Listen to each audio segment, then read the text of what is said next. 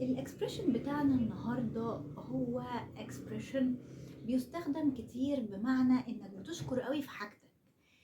الاكسبريشن هو to toot my own horn.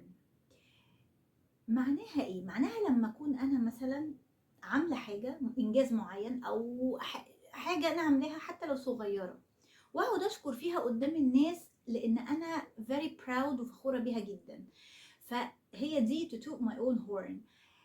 فور اكزامبل لما اجي مثلا اكتب كتاب، مثلا انا كتبت كتاب روائيه مثلا فطالعه في انترفيو، فعماله بشكر قوي في الروايه اللي انا كتبتها وده رايي الخاص.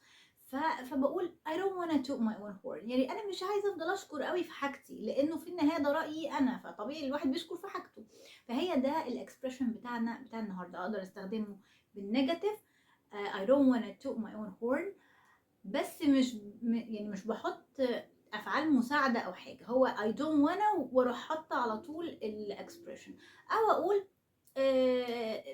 don't toot your own horn مثلا، او ما تشكرش قوي في حاجتك وهكذا.